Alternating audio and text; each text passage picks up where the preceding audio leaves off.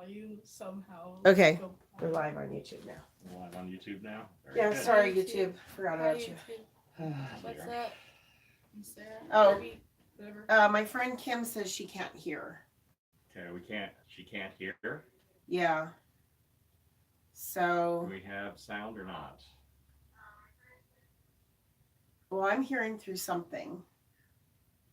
Is it my phone? Because my phone's down. But my phone, I could hear. Oh, and we have a little. Can we get rid of this little box here? No. Okay. No. You can make this bigger. Or There. move it over. There we go. That's what I want. Okay. It's showing that we are making noise. So, can you hear us now, Kim? Is that better? She hasn't responded yet, but there is a little bit of a delay, so we'll give it a minute. If you cannot hear us, please make sure you say something. We have a chat. Oh, she said it's a whisper. It is a little low on here. So is there a place? There's no, it's turned up as loud as there's the microphone volume. I wonder if Is it the? This is the problem of trying something new this week. Is this the mics that are making a noise? Or maybe we can put the external mic, like clip it up here. Maybe. That one works really, really well. Which one was it that worked really well? I don't know. Well, it depends on which one we select. Now we're a lot louder. Something you put close to me is a lot louder. Really? Testing. Is that? Well, we won't know if you keep putting two microphones by me. Okay, testing. That's not much. Testing. Where's the other one? There we go. That was it. Testing. Oh, here's the one. Can you hear this better, Kim? We'll try this one. I'm going to hook it to the... I don't want to damage the screen, though. Will it hook there gently? I don't know.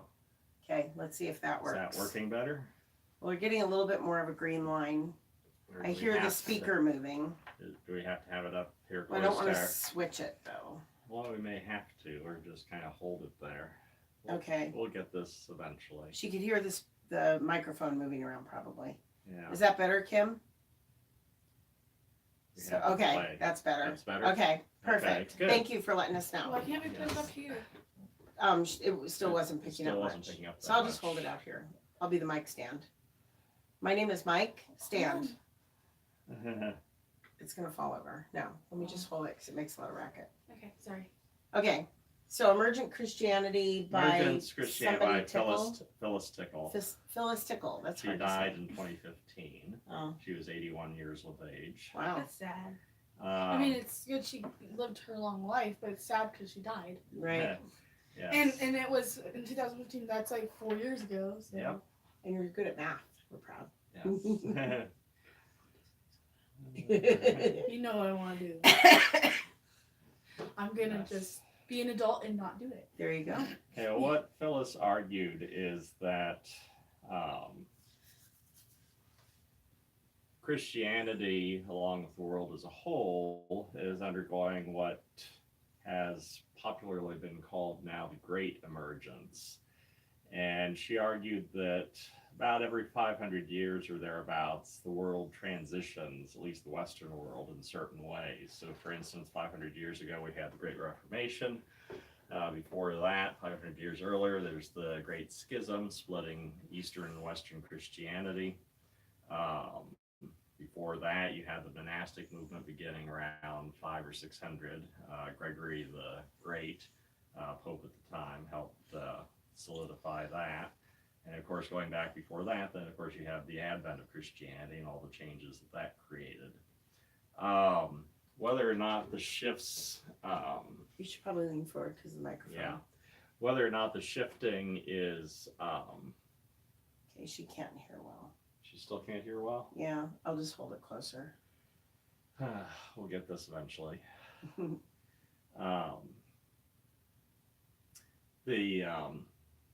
Her first book that talked about it was called The Great Convergence, and then Emergence Christianity was the second book that she did on the topic.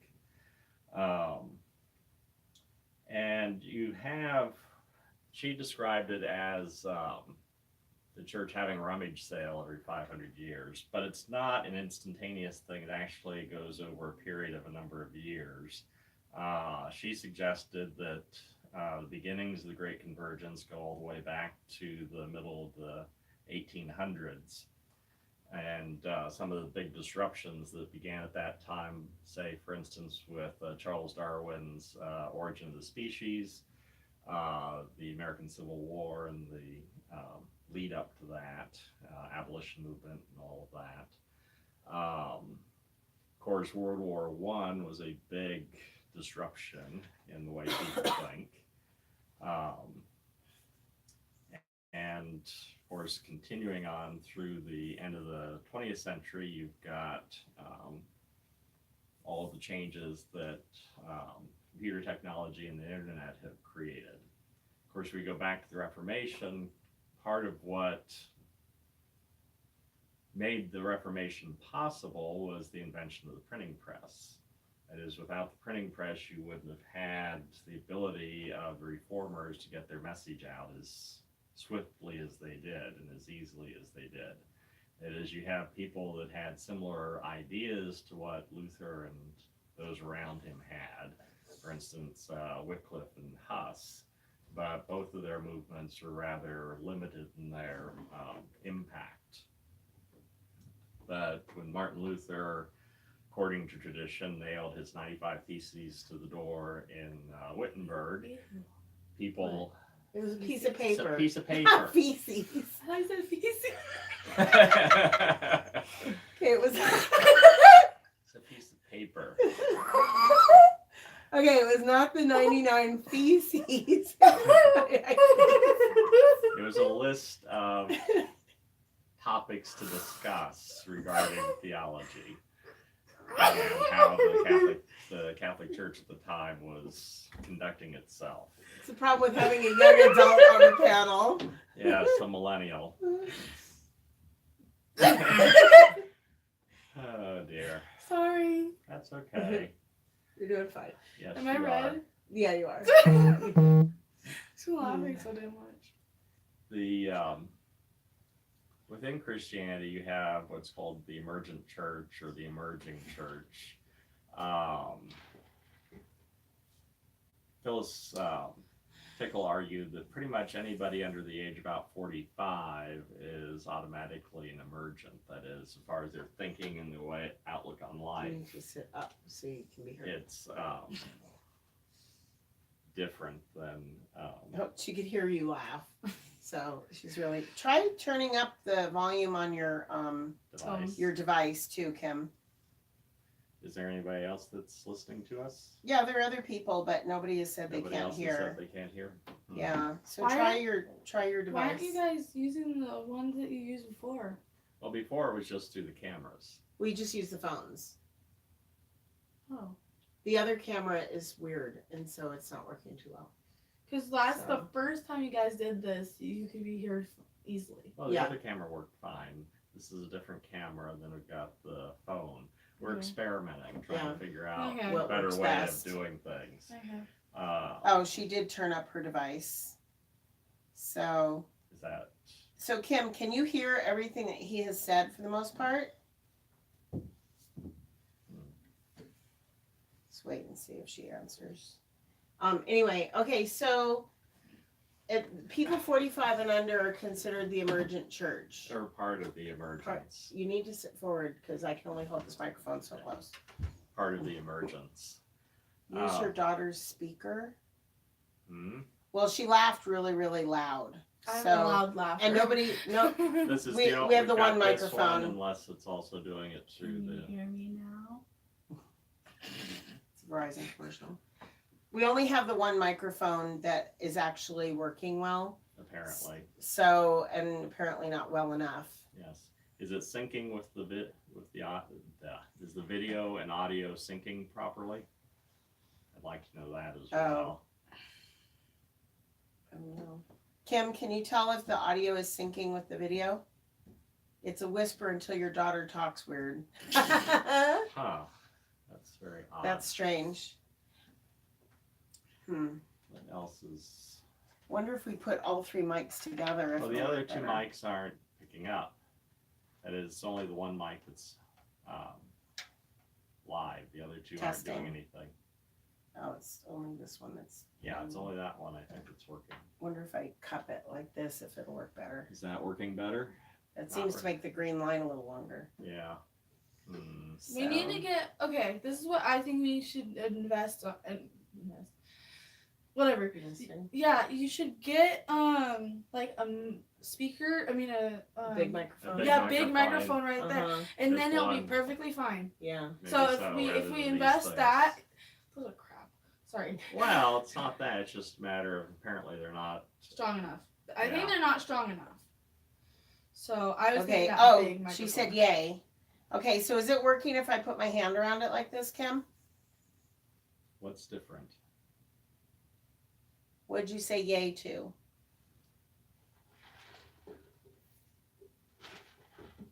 But the speaker right here should be. If anybody else is Find the listening, microphone. feedback would be useful. Mhm. Yeah. Ruth, go back to what you did. What did she do? Oh, when I had all three microphones?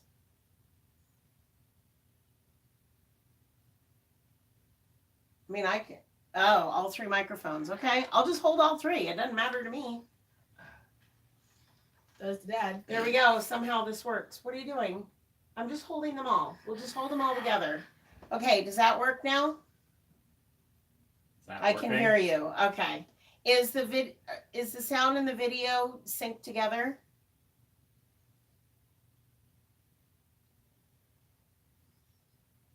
Kim's our guinea pig. Apparently.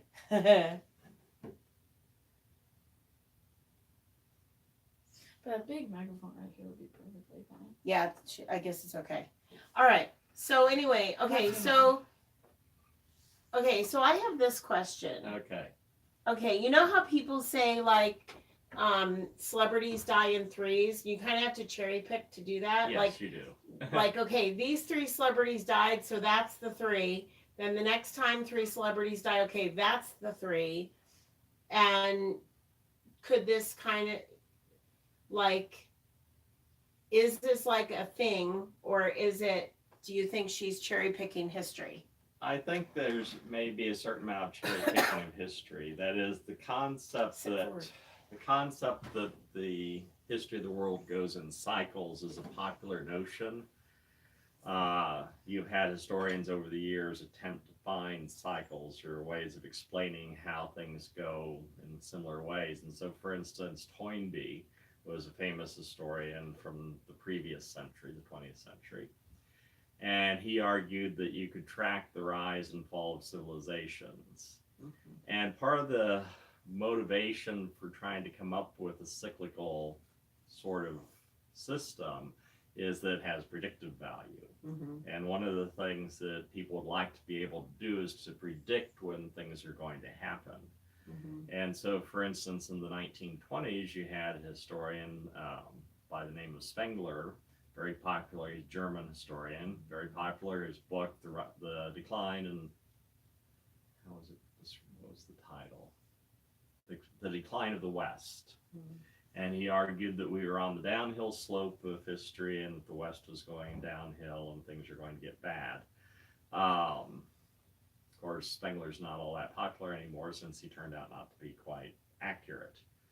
And that's even a problem with Toynbee or some of the others that have tried to come up with cyclical systems, is that you do have to kind of pick and choose. Mm-hmm. That is, you can find major things that happen, every so often, but then there are other major, and it's even the question of what are you going to pick as being a major thing. Right. That is, what is the most significant thing that has happened? I mean, one of the things that Phyllis Tickle pointed out in one of her videos was that she was afraid that 9/11 would become the main date for when the Great Convergence, or Great Emergence, she wanted to call it Convergence, when the Great Emergence would happen. Just like 1517 is the date for the Reformation, because that's when Luther put his 95 Theses up on the Wittenberg church door, assuming that that actually occurred. There's questions as to whether or not that was a real event. I mean, he did publish the 95 Theses, a real thing. As far as what he did with them is the question. Okay. How they were presented to the leadership of the church. He just didn't leave them in a pile in the road. Probably not. Okay. Probably didn't slip them under the door or whatever. You missed that completely. Yes, I did. He's ignoring it. Me and her were like. Anyway, laughing. one of the aspects of but regardless of that, you do have some interesting changes that are occurring in the church and have been occurring in the church for a while. Regardless of whether you want to think in terms of a cyclical pattern to all of this, still there are changes that are happening in the church as a whole, and the emergent church is self-identified. That is, there are people that view themselves as emergents. You'll hear talk about the emergent church. And as a movement, one of the aspects of it that's very popular is, for instance, the house church movement, where you have small groups meeting in houses. Tendency to have meetings where it's all done virtually rather than actually going someplace and doing it. You just do it all online. She talked about, for a couple of years, there's a group that met in a pub and just kind of sprang up naturally, and so you'd have these people there in the pub talking about God, and it lasted for about 2 years, and then they went off and started new groups elsewhere. She argues that with emergent Christianity, you end up having a less hierarchical structure. That is, it's more egalitarian.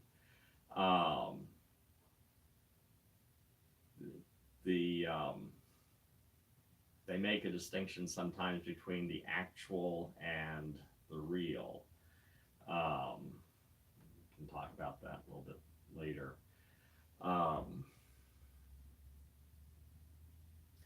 There's an emphasis on the Holy Spirit. That was another thing that she talked about, and she was basing it off of the writings of a mystic from the Middle Ages. The idea that in Christianity you've had a shifting emphasis through its history of an emphasis on the Father, then an emphasis on the Son. She says now it's an emphasis on the Holy Spirit. And she also discussed whether or not the Azusa Street revival, which created Pentecostalism and the charismatic movement, had anything maybe associated with the emergent or emergence. You want to explain what that was? Which, The thing you just mentioned. The I'm Azusa- doing more than one. Yeah, that. okay, the Azusa Street revival happened here in California on Azusa Street down in LA. And a person, I can't remember what his name was now, somebody may be able to tell me, began preaching. Excuse me. And for a number of years, and he wanted to experience what the apostles had experienced at Pentecost. And so that's what eventually transpired. And according to those that were involved in the movement, tongues of flame actually appeared on people and the whole 9 yards, and then speaking in tongues. And when did this happen? In the 1920s, as I recall. Huh. Interesting. I never heard of that. The Azusa Street revival? Yep. Yeah, it's a big thing. Oh, Actually, we could look it up here. Wikipedia. actually, you got your tablet there too. Yeah. Yeah, nice, Liz. Well, It's already there. It's already up. we get the details of it. Azusa's AZ. Yes. There it is. Historic Pentecostal Revival Meeting. It was earlier than that, 1906. Azusa Street Revival was a historic revival meeting that took place in Los Angeles, California. Is led by William Seymour. That's right. African American preacher, began with a meeting on April 9th, 1906 and continued until roughly 1915. The revival was characterized by spiritual experiences accompanied with testimonies of physical healing, miracles, worship services, and speaking in tongues. So the charismatic movement as a whole and Pentecostalism as a whole all go back to that moment. Didn't know that. Yep. And of course, it's actually still part of the fastest growing segment of Christianity even now. Yeah, even like right now? Uh-huh. Oh, okay. Yeah, you have a lot, particularly in the third world, or what we call the third world. That is South America, Central America, Africa, Asia. It's a huge movement.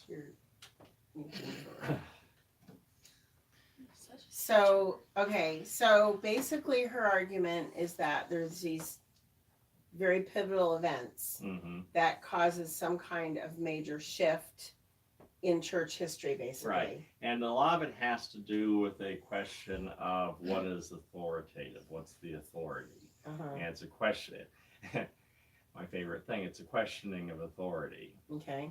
And so, for instance, the Reformation is questioning the authority of the Roman Catholic Church, specifically the Pope. The interesting thing she pointed out, though, is that when you have these changes or shifts, the old doesn't go away. It reconfigures itself as well. And so Catholicism didn't cease to exist because of the Protestant Reformation, but it did undergo a lot of shifting and changes. And one of the things that happens with it is that in the late 1800s, the Catholic Church decided to make explicit the authority of the Pope by saying whenever he speaks ex cathedra, what he says is authoritative church doctrine on an equal,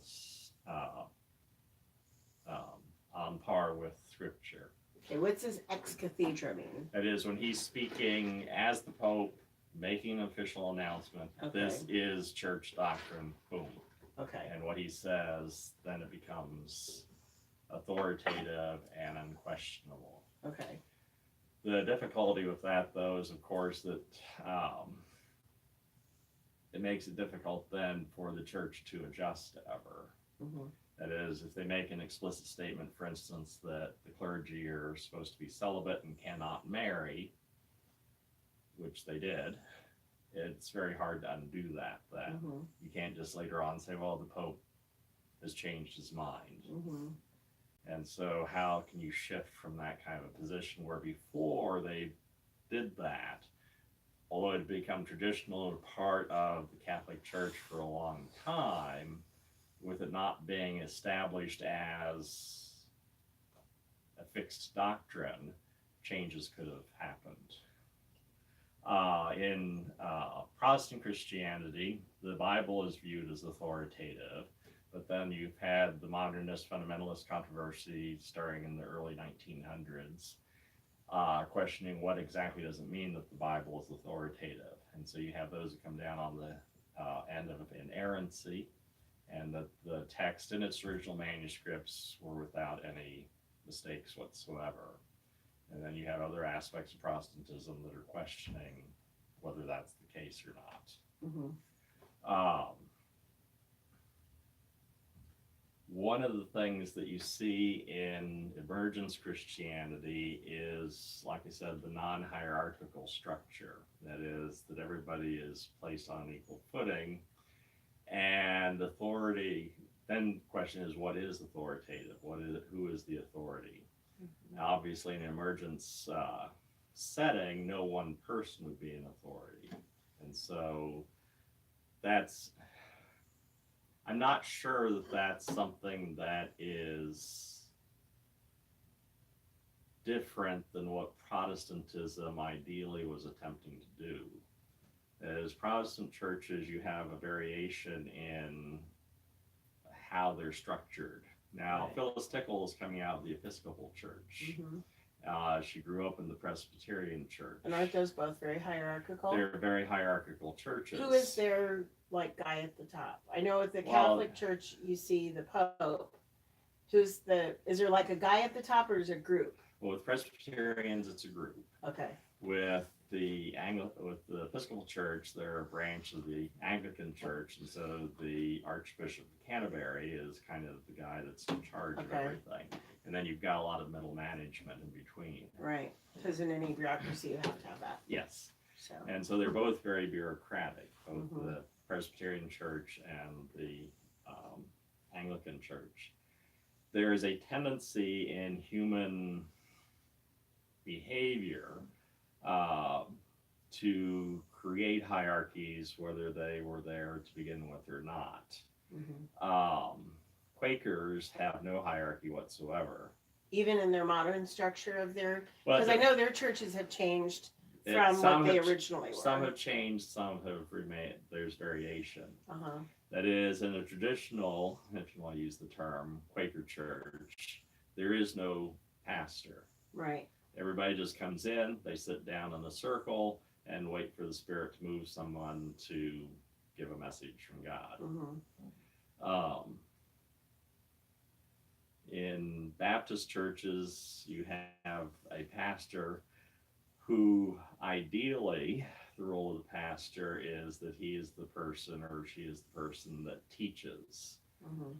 Because one of the things that you see biblically is the idea that the body's made up of many parts. Each part has a different role to play. And so some people are especially gifted with the ability to teach or preach.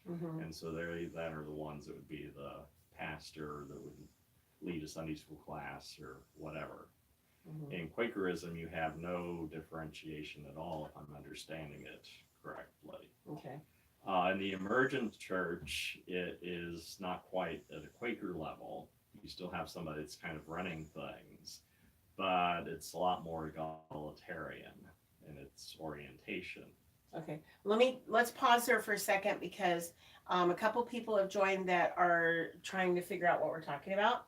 So my sister-in-law just joined us and said, sorry, she got here late and wanted to know what the topic was. And my cousin Steve just said hi. So hi, Steve. Anyway, we're talking about the Emergent Church, and it's based Christian or the Emergence Christianity. Emergence Christianity. I'm having trouble with the topic because I'm not really familiar with it. Emergent and emerging are two categories of the Emergence Christianity. That is, you have churches that are emergent churches.